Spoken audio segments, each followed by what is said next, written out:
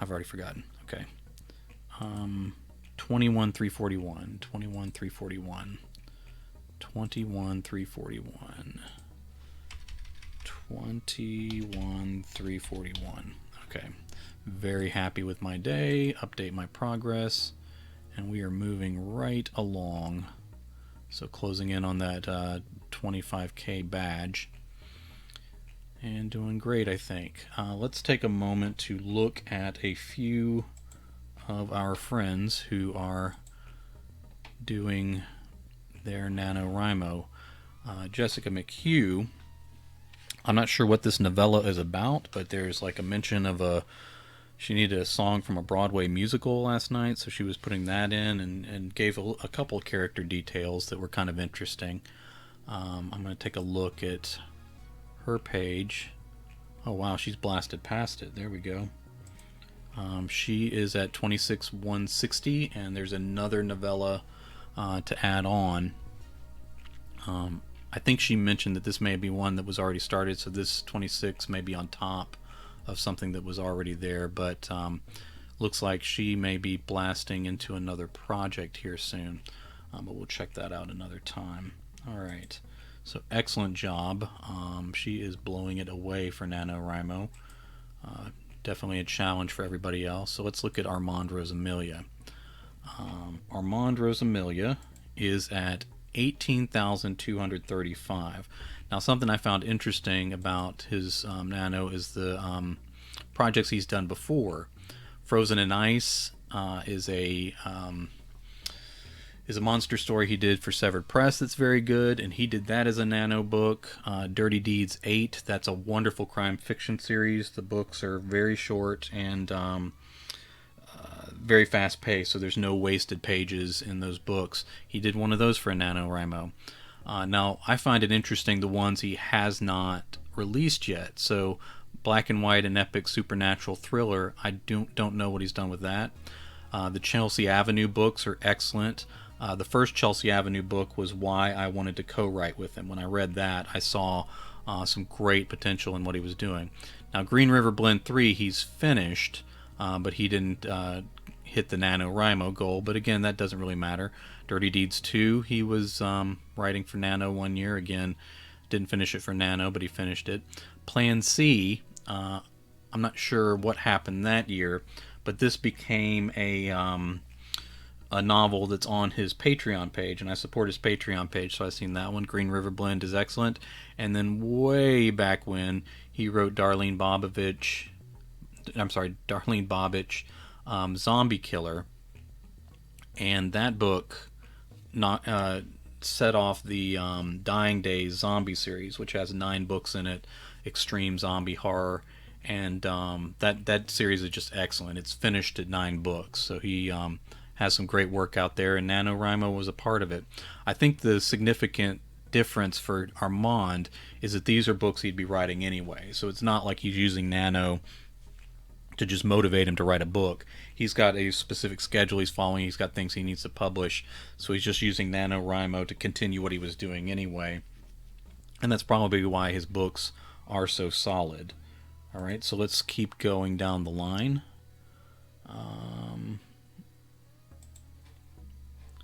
Going back to my buddy's page. Again, I don't want to show everybody because not everyone is interested in being on there. Let's check out Chuck Buda.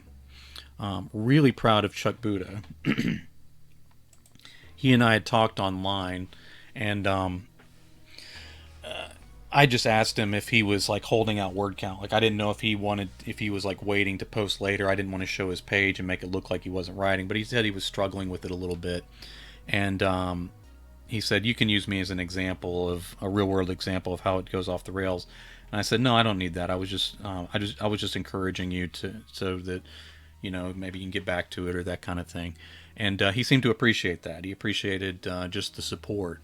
And so he was at 2,000 something from that first night sprint. He and a couple of other folks connected to the Mondo Method podcast. We did sort of a thing that I participated in up until midnight, and then midnight Eastern time, those guys in the Eastern time zone did a sprint of writing at that point. He was at about 2,000 words. Now he's at 8,161, which is excellent. I mean, technically, you could look at that and say, well, if you divide by 1,667 and say, well, he's a little behind. But the point is, he went from 2,000 something where he might have quit, and he just motivated himself to blast past 8,000, and that's huge. That's back on track and everything. So the important thing is not whether he gets to 50,000, although where he is now, that is not out of the realm of possibility. It's that he's getting this book done, and the Son of Earp series is very, very good. It's an excellent supernatural Western series. He got that going way before a bunch of other horror authors started moving into Westerns. And some of the Westerns I've read from horror authors are some of their best work. But this series is something special. So I'm excited to see Corral of Blood come out. Oh, thank you, man. I appreciate it. Kayla's complimenting me on my stream and encouraging me as well. I can always use some encouragement, so I appreciate it. So Chuck Buda's doing a great job. And again, this is a book. I'm a little selfish here as a reader. This is a book I want to see. So I've read all the other books in that series.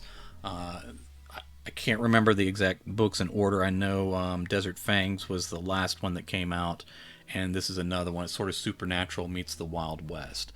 So very proud of what Chuck has done, and that's a good motivation to show that, like, if you fall behind and you work at it a little bit more, you can get right back on track. We've looked at a lot of folks here each day, so I may give some of them a break and come back to them again later on. I kind of want to see Stephen Kazanowski again, because I want to look at his old projects, because it's kind of an interesting list as well. So Stephen Kazanowski, he's at 23,889, so that is excellent work. Projects. So he's working on Clickers Never Die right now. The Flesh Machines is something that he wrote past the 50,000 words, and it's completed, but I haven't seen it yet, so I wonder where that's going. Perfectly Fine House, A Secret Policeman's Conscience. That second title, I don't know what came of that, but A Perfectly Fine House became something that he co-wrote with Wiley Young, and it is one of the best ghost stories I've read in a very, very long time. It completely reverses the genre. Everybody's always trying to write a new thing, a new type of zombie book, a new type of ghost story, and most of the time we don't. We end up writing something that is very similar to other things that are out there, because the tropes have been used a lot. There's nothing wrong with them. It's just hard to come up with something that's truly completely new. You can have a new take, but a lot of times we're working with the old tropes. This book does what most people can't accomplish. It is a truly unique ghost story, haunted house story. So Perfectly Fine House just completely turns that trope up on its ear. So it's one of their both those authors together. It's one of their best books. Slash Viver, Notes from the Undead. Looks like he got past 50,000, but haven't seen it. Hunter of the Dead. Now, these may be books I just missed, so I don't want to claim that he hasn't written them. Hunter of the Dead is a great vampire novel. Again, it's another thing where Kazanowski managed to just incorporate, like, sort of this mythology and medieval into modern times, and then fighting vampires. It's really excellent. Notes from the Undead Round 2. Looks like maybe he was hitting this a few times, so I'm not sure what happened to that. And then he wrote, this is a long time ago, so I don't know, these may be trunk novels at this point. Kingdom was a fantasy story. I don't know what happened with that. Billy and the Clonosaurus, I'm sorry. Really sort of just weird sci-fi horror type thing, and it's funny and it's good. The Ghoul Archipelago, that's out, and has done very well. Brain Eater Jones is, again, a really funny, different take on the idea of zombies. So now that I'm looking through all his work, one of Stephen Kazanowski's real strengths is that he writes tropes that we're used to in very, very different ways. I guess I knew that just from reading his work. He has some sci-fi horror called The Hermatophages. Very much Clive Barker in space kind of thing. I think that's not original to me. Someone else described it that way, but that's very close to what it is. So Stephen Kazanowski is just an impressive writer all around, and his Nano books kind of show that as well. A couple other, maybe one more author I want to look at. Let me get all the way back out here. Having to hit the back button a lot because I was clicking back and forth. Alright, so I'll look at everybody's stuff again soon, but today I want to look at an author that I just buddied up with. We've been friends for a while, and he's been writing for a long time. Todd Keisling is a well-renowned author. He is at 17,024, so doing great for the 30-day pace. He has a number of excellent books. You can see some of them up here at the top, but we'll go ahead and look at his Amazon page. This Midnight in the Pentagram anthology, I've seen that around a good bit, so there's some pretty big name authors.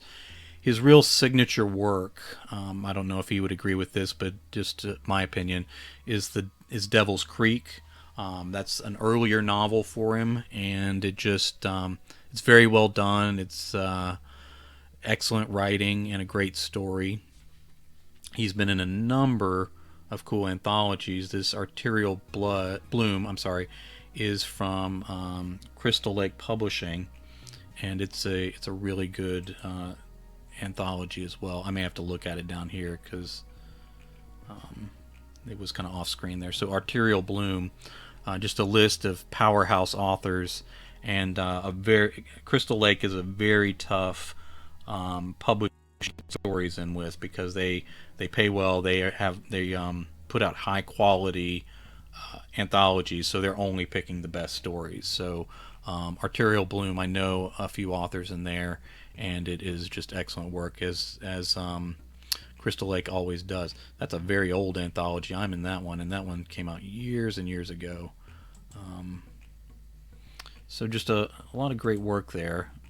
I've read more of his short story work. I've read Devil's Creek, but I've read more of his short story work than I have his longer pieces. I believe I've read essays from him too. He's in some of these author guides books, so I think he's in a couple of those.